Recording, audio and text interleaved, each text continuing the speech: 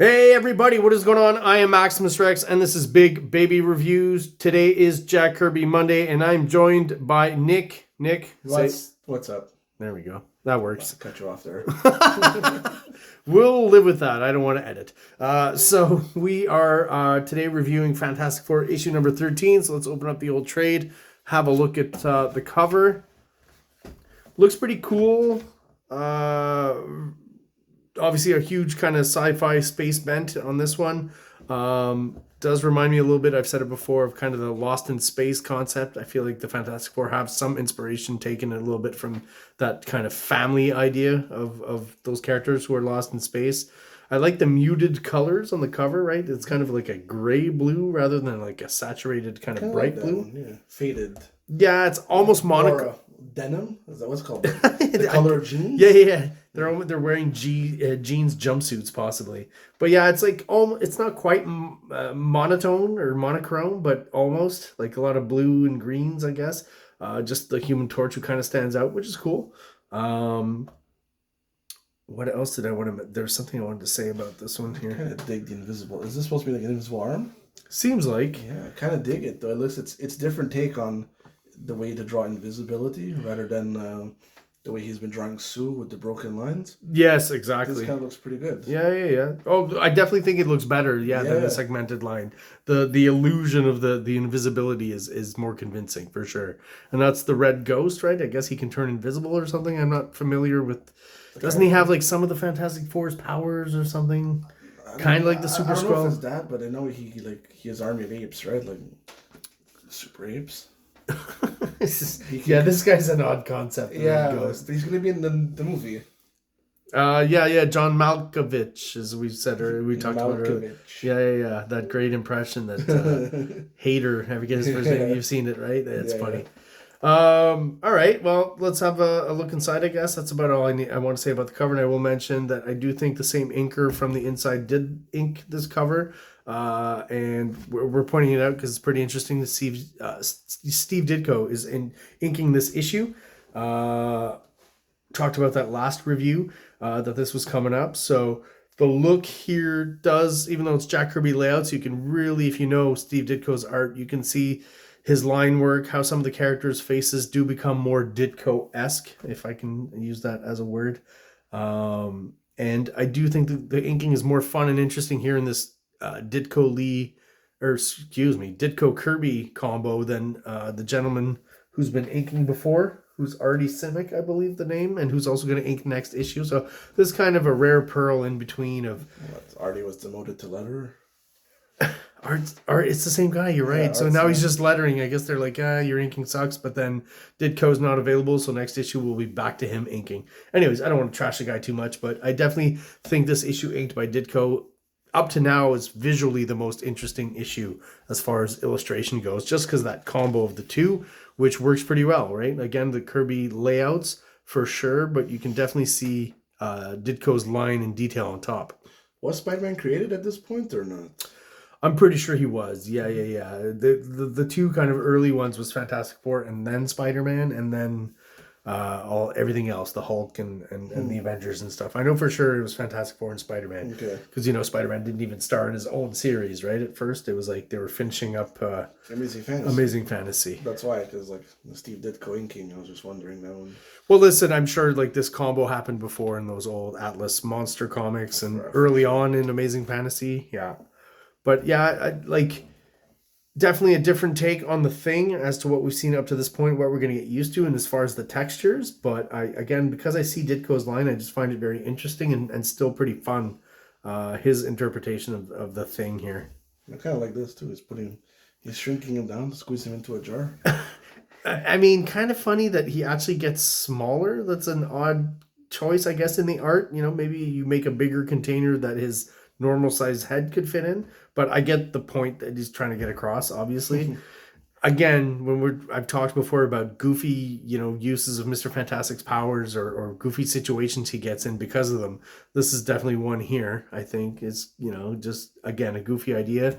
Also, the one here, he's got some sort of flame retardant suit, but that also stretches with his powers. But I guess they've probably come up with the unstable molecule idea by now, right? I think when the costumes were introduced, that actually came into play. Yeah. Yeah.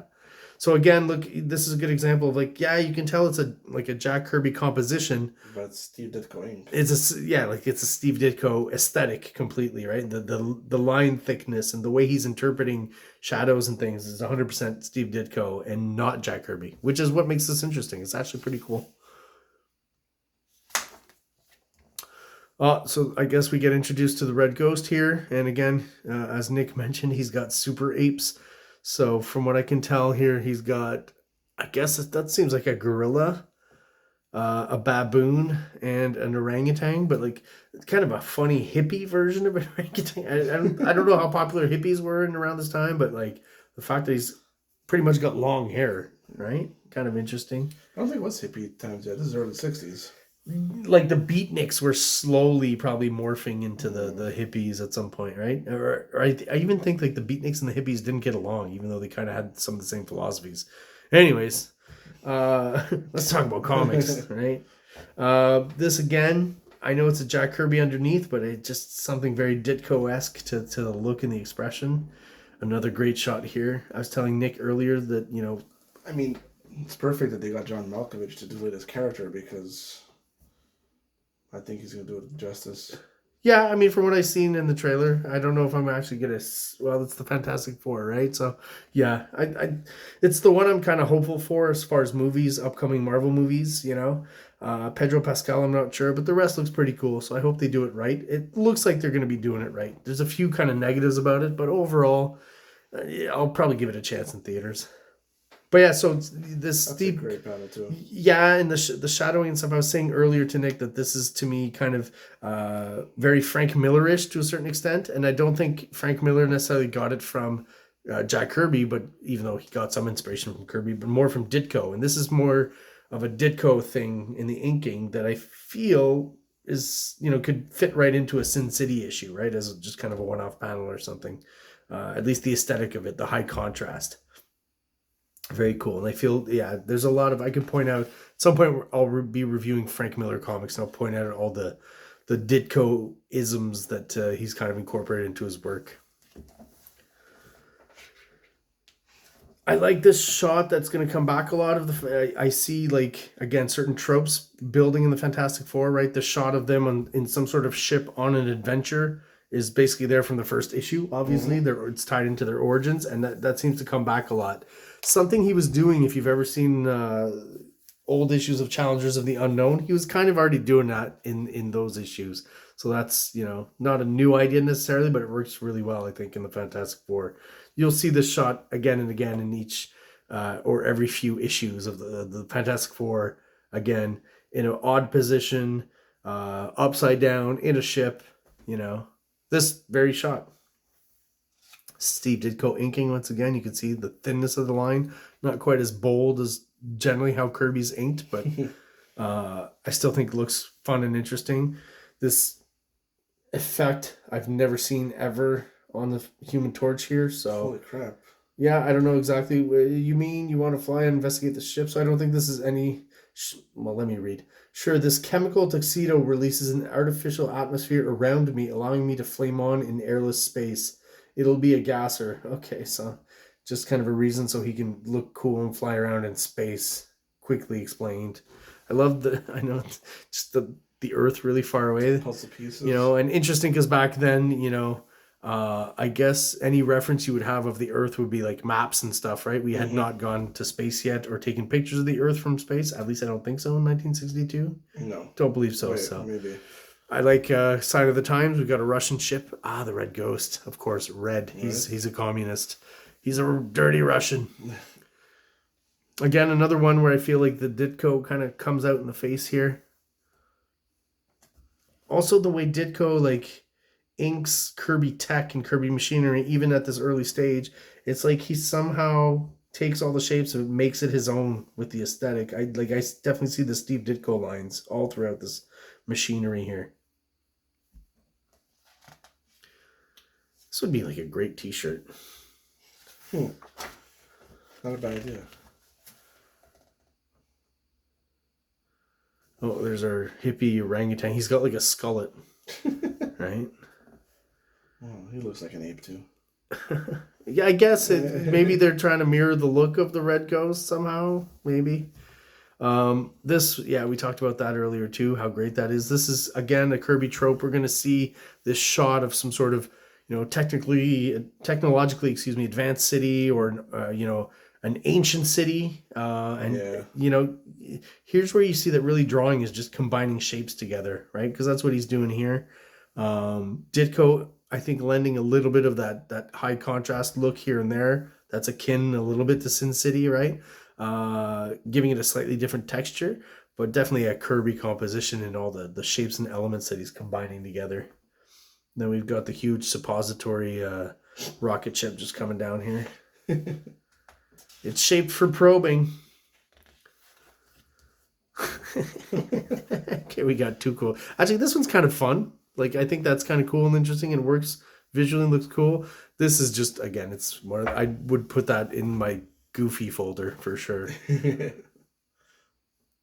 Yeah, I like what he's doing with the thing. Like, again, this is definitely the body language is Jack Kirby. He came up with that, which I think is great. And the movement we've got with the thing all throughout the sequence in these panels. But the inking of Ditko is doing on top is just, again, it's not the classic thing that we're going to come to know, but there's something that I like about it that kind of works.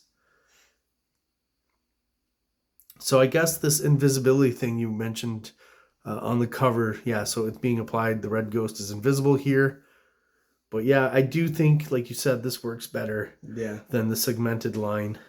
It's almost like the segmented line calls more attention to it rather than less in an odd way. Yeah, this with just the background color coming through is, very nice touch.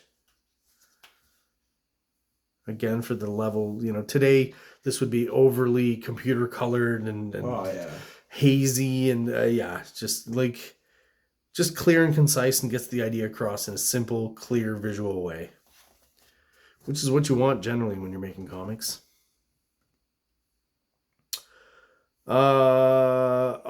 If anyone's interested, I'll just take the time to plug the fact that real quick, I did kind of I guess you would call it a motion comic for one of my friends' videos that's upcoming soon. So check out my channel for preview kind of process drawings, showing the process of each illustration that I used in the video. And his official release for the whole video will be April 4th. So keep an eye out for that. Just doing some shameless plugs for my buddy and myself through this review. So it's the first appearance of the Watcher. I would have to assume so, because we're doing the reviews and we've not seen him yet. I did not know. From the cover, there's no indication. So as always, introducing a villain, I assume they hope there's some sort of longevity for that character. As far as the Red goes, again, probably stuck around and was in more stories later on than, say, the Impossible Man that we saw. But I definitely think the Watcher himself is one of those characters that's long-standing, that absolutely classic, stands the test of time. The concept is easily modernized, for lack of a better term. But as the Red Ghost, I mean, I can't tell you the last comic I read where he's been in it. Right, like we know he's going to be in the movie, and that could be interesting and stuff, right? But no one's clamoring for the Red Ghost. But the Watcher is definitely more pivotal now in Marvel continuity overall, right? He's become kind of, he's somewhat of a godlike character to a certain extent, right? Maybe not as much as Galactus but yeah, it's the beginning of Cosmic Kirby, really, if we think about it. Yeah. Maybe, is this the first time he's hinted at a godlike character? This is like the Watcher, to me, he's before Galactus, I think so. Right? I guess this is where it begins, right?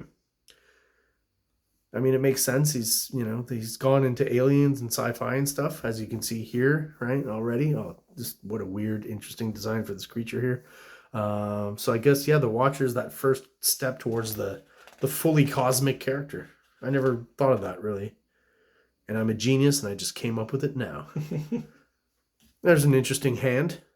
I like that. All right. Trying some weird stuff. Kind of, again, like proto New Gods kind of stuff, almost, to me. Like, it's not quite worked out. And Thor. Or Thor, yeah. Like, some of the characters later on, when Thor becomes a little more mythological, and all the characters in Asgard and stuff. Yeah. Like, definitely, like, this could completely, with with a more 70s, let's say late 60s, early 70s Kirby aesthetic, this would fit right into a New Gods or a late Thor issue.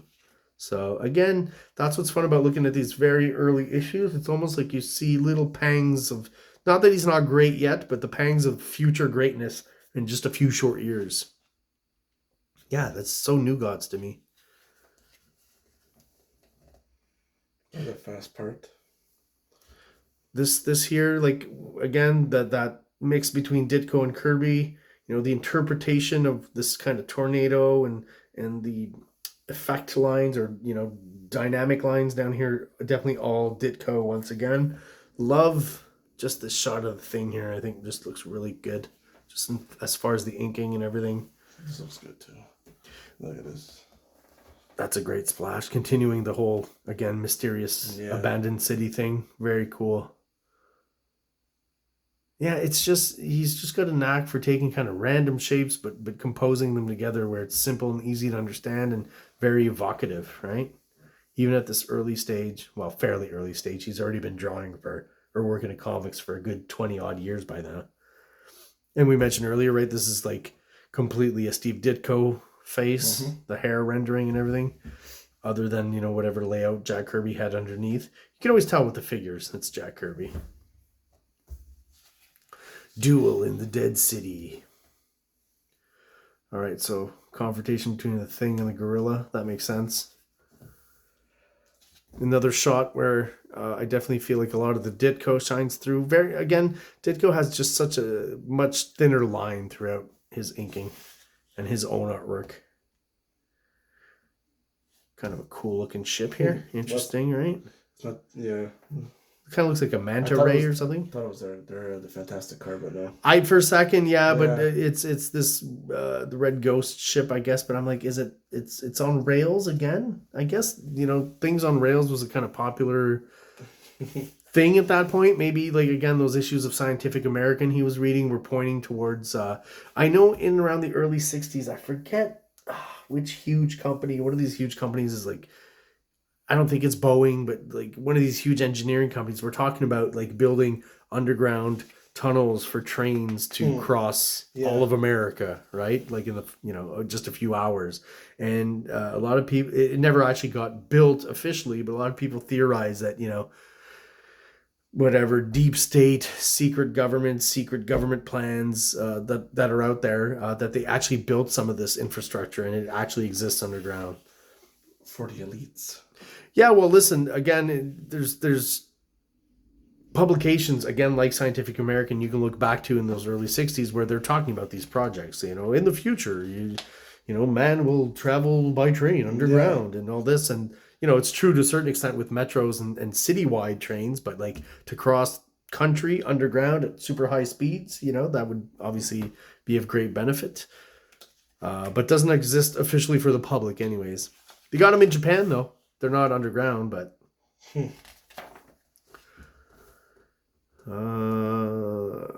yeah, so again... Goes through walls. So he's got all sorts of powers, I guess, that are convenient to the plot.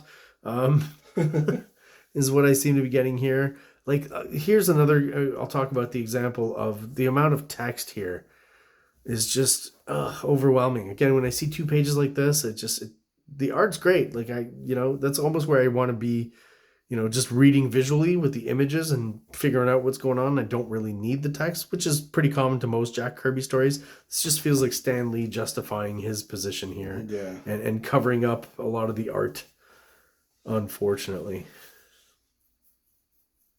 A little more of that interesting, again, I like the simplicity of the invisibility effect. Works really well.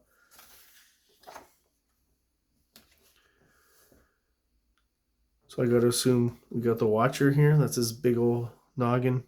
It's an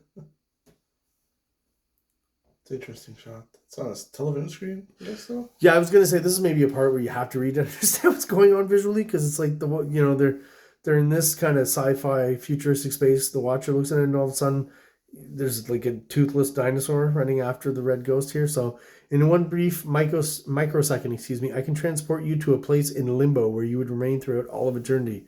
Or by expending the smallest amount of mental energy, I can throw you 1,000,000 years into the past. Okay, so the Watcher was pretty darn powerful here in his first Yeah, he wasn't appearance. just watching at a Yeah, distance. yeah. I guess that concept came out later that he's only meant to watch, right? Yeah, another again. Ditko is just completely, barreling over what Kirby threw down and drawing a Ditko lady. I'll put it that way. Sounds like Ditko's a pimp or something. It's not what I'm trying to get at. And once again, well, that. How funny is that? It's the side. It's the little shading on the cheeks that's off. Yeah, it's an odd one where it's like Just like he got punched or it's bruised. It's very stiff all of a sudden, I guess is how I describe it. And the inking is very angular, but I don't know. It's got a certain charm, I guess. It just kind of stands out. I like the shot of the Watcher here, even though it's off and small in the background, but just a slight bit of shading on his face here to define the features, I think looks really cool. I mean,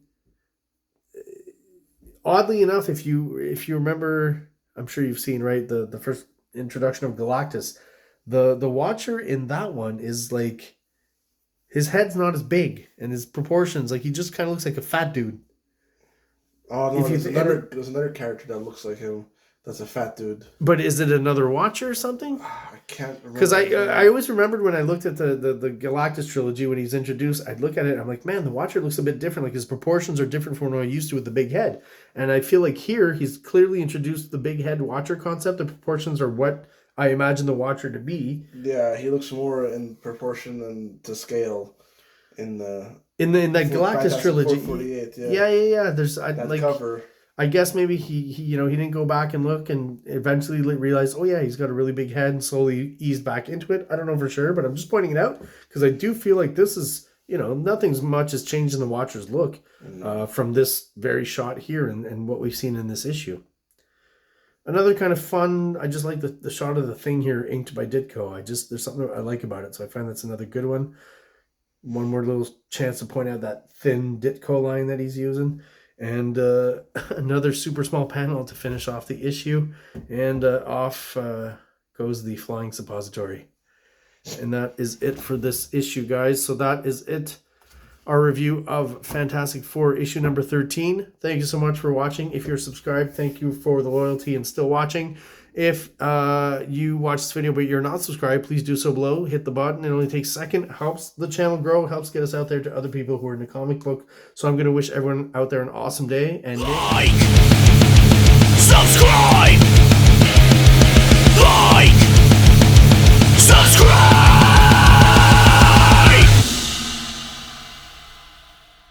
King Comics presents Big Baby, Volume 1, Issues 1 to 13. 204 pages of story and art. King Comics also presents Star Crasher one-shot, 32 pages, cosmic sci-fi surrealist adventure. You can find these fine comics at KINGCOMICS.CA, at MaximusRex13 on Instagram, or on Facebook, MaxRex or Big Baby.